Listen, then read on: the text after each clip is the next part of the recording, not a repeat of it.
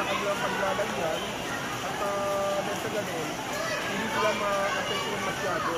Kaya di balik yung bahay na, so hindi naman sila bumalik doon, nakaguluto na yung malakas na hangin. So pansamantala, dito muna sila sa aking evacuation center. Dalawang cover food yung ginagamit ko, isang cover food sa BGC, isa sa BGC. So, siguro, baka kapusin ako. Yung after Smoky Mountain, inuwa ka namin, inaanak kami namin yung matulog. Kung kinakailangan din sila ilipat, so, ilipat namin sila. Pero mas priority na namin yung nasa ilalim ng tulay. Sa aspect namin. Marami na kami na sabihin ko rin. Doon sila kami atin na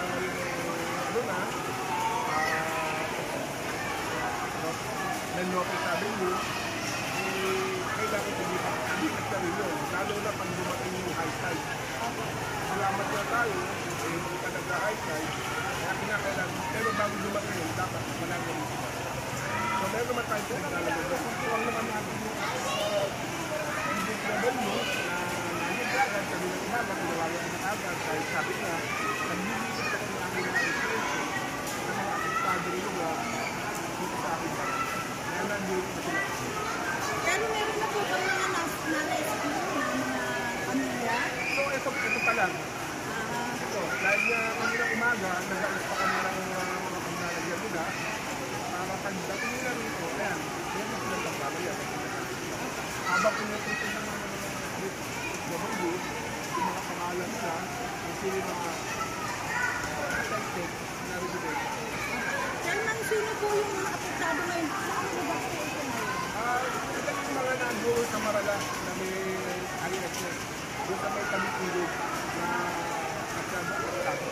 Dahil sa lakas na ng hangin, kinakailangan ko lang ng dito. Dahil mga light materials yung mga bahay nila. Balikan nyo ng umaga po sila ni rescue. Yes. And Chairman, matanong ko lang po, kamusta naman po yung mga pagkain naman po nila? So pa sa wala pa dahil hindi pa natin, siguro maya-maya yung mga pagkain nila, baka dahil lang nire-ready pa ng LGS na yung barangay naman, kahit na paano, nagbibigay din sa kanila ng pagkain, pumo, banig, para at least komportable sila sa kanilang sinalanan. Meron po ba kayong mga paalala sa ating mga kababayan? Ito, kanina pa. Yung mga nasa bilig ng bundok na yan, nagano'n na kami, maaga pa, na kailangan lumigat sila dahil kung lumigat sila, yung mga portion na bubuo, dapat lumigat sila. Bumalik na sila sa kanilang bukit o sa pinakamalapit na lugar dito sa amin. So, di isa nila yung nasa paligid ng bundok. And matanong ko lang po, kamusta na may mga residente? Meron po bang matigas ang ulo? Kasi minsan yung iba po ayaw nilang iwan yung kanilang mga tahanan. Ay, hindi. Pagka matigas ang ulo, tumatawag na mo ng polisi. Kaya kung hindi pwede matigas ang ulo, buhay yung nakataya dyan. Yes po. Gusto ba nila yung buhay ng kanilang mga pamilya, yung kanilang mga anak, nakapunta sa kanilang mga ulo. Sa akin mga tulong. Ayan, maraming salamat po sa mabilis nyong tulong sa ating mga kababayan. Salamat po. Saludo kami sa inyo. Salamat po. And ayan mga kabungis-ngis, happy lang tayo. Salamat kay Chairman na sobrang bilis ng pagtulong sa kanyang nasasakupan. At ayan nga po, dalawa pa lang barangay dito kasi kanina galing tayo sa isang barangay ng 128. And dito naman sa ano ba tawag dito? Malayo ba matatawag ko? Smoky Mountain. Sorry, Smoky Mountain pala tayo mga kabungis. Sorry. At nandito na nga po, ayan yung mga tent na itinayo nga po dito para sa ating mga kababayan na inilikas ngayong bagyong Enteng. Napakalakas na bagyo. Sobrang lakas ng ulan, kaya sana kung wala kayong importanteng pupuntahan, huwag na po kayong umalis.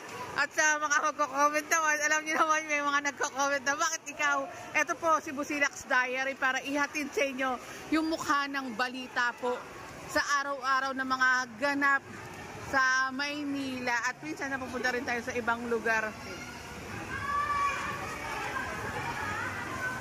Ayan yung mga anak nyo, wag na kayo matigas ang ulo. I-save nyo na po yung mga sarili nyo, tsaka yung mga lolo't lola. Ika nga ni Yor, may lolo't lola ko. Lalo na sa mga apo nyo, sa mga anak nyo na mga maliliit.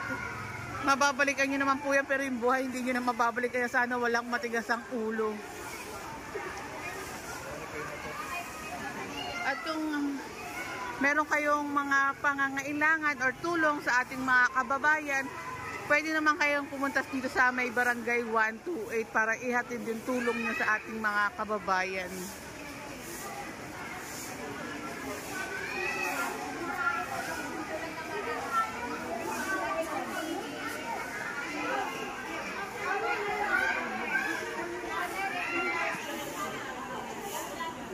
Ayan, kasama natin si Ma'am Shiku. Ma'am Shiku.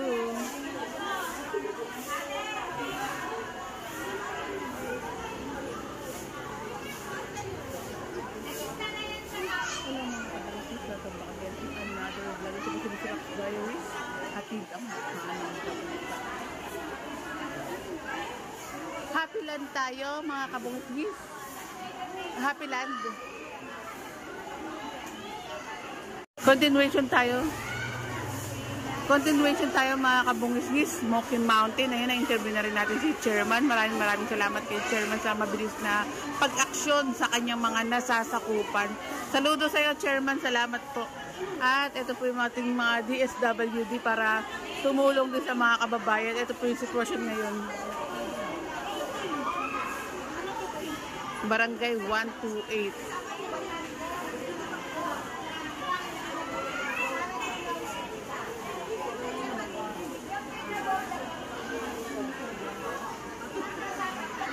At sana walang mga matigas ang ulo nga po kasi buhay ang nakasalalay dito. Kapag isi-save na kayo, pasave po kayo kasi mababalikan nyo naman yan pero ang buhay hindi nyo mababalikan.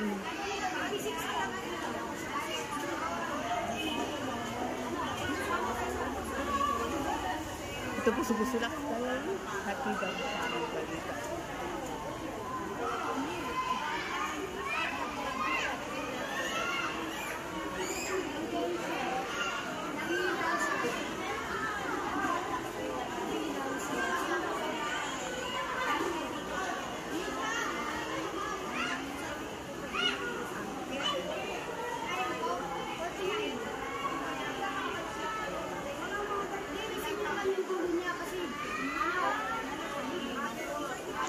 Ngayon, pasensya na kung naulit yung boses ko kasi nag-video din ako sa isa kong cellphone para i-upload sa Facebook. Kaya sana po i-follow nyo rin po ang aking Facebook page na Busilax Diary and TikTok account.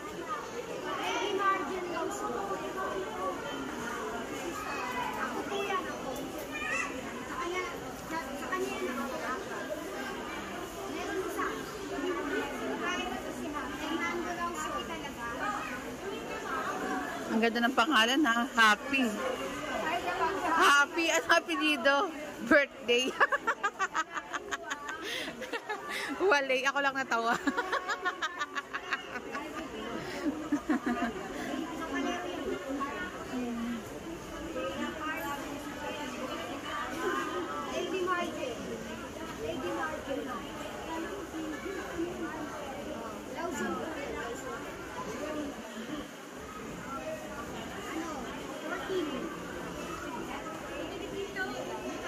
And thank you kay Ma'am Shiku na minessage tayo na pumunta dito.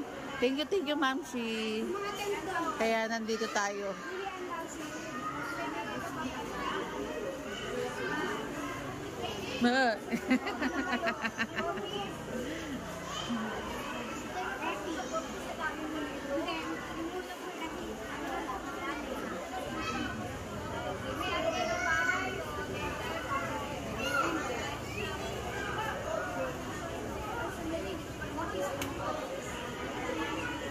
Dumating na yung mga banig. Balik po natin.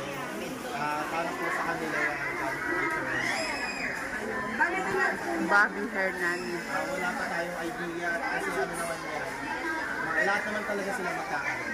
Kasi inaano lang natin kung ano yung magiging lista. Bago. Katanong ko lang bago po itong banig. Yes. Pag ano po ba, inuuwi nila yung mga banig? Opo, sa kanila po. Ayun. Salamat. Kasi napansin ko bago nga yung ano. Kung sakali po, tatanggap din kayo ng donation. Yes po, tumatanggap naman po tayo. Actually, marami yung NGO na tumutulong sa atin kapag kami rescue operation. Marami yung tumutulong sa atin.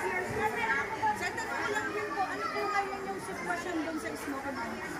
Yung mga tao na Wala pa akong idea eh, pero nandun na yung mga kagawad na tinitignan nila kung ano yung position. Pero may mga nalitas na rin sa akin. meron po nandito naman. Bukas na rin po kasi yung ano natin, yung evacuation natin sa building 80. Doon po, nandun yung ibang mga tao. Pero karaniwan puro mga taga-Riverside yun dahil sa pagtaas ng tubig sa mga ilog. Eh, matanong ko lang po ba estimated na pamilya ang nandito ngayon? Hindi ko masabi kasi nagbe-base lang din kami sa interview ng USF. Ayun, maraming salamat po.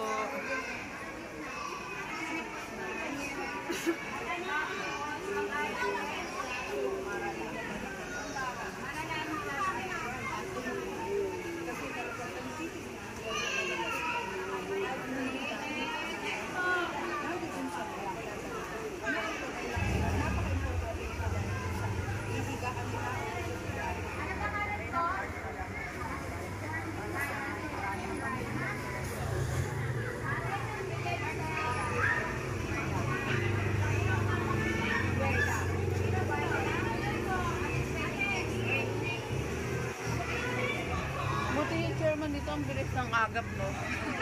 May alam ako chairman, ang tagal eh. Joke lang, peace. Wala naman tayong pinangalanan.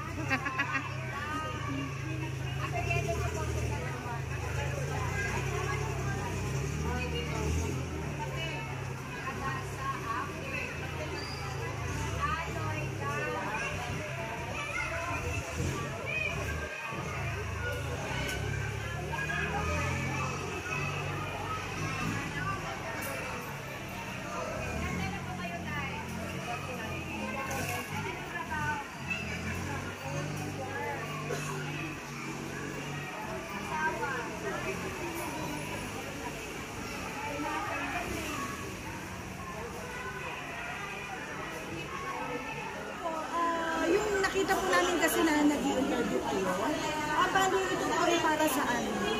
Para po sa kanilang profile, para malaman natin kung saan sila nakatira, ilan sila po sa family nila, sino pa yung head of the family. Ilan po yung mga anak nila, sa minor, ilan po yung pregnant woman, para malaman natin lahat ng mga details. Ito po ba ma'am may kinalaman dun sa ngayon kung ilan yung ibibigay na pagkain sa kanila o supply? Yes Ngayon may po, bagyo? may ano naman po. Kaugnay po para malaman namin kung ilan lahat yung lalo sa pagkain. Mama, tanong ko lang po, ano po ba yung mga tulong ng ating DSWD pag may ganitong mga bagyo po? Nagpapadala po sila ng namin pagkain nila po, na araw-araw lunch, breakfast, dinner. Ayun. Mama, ano pong pangalan nyo? Si Mercy Magbanwa po, daycare worker. Thank you po, ma'am. Bali ma'am, taga Manila DSWD po kayo? Opo, MDS lang yan. Pero sa ngayon po ma'am, mga nakakailan na po kayo? Yung sa kabuuan, yun sa ngayon? Sa ngayon kanila ang agatan dito, ano sa 20 mahigit na. Yung sa inyo pa lang yun ma'am? Yung sa akin, 14 pa lang yung sa akin pa lang po. 14 families pa lang.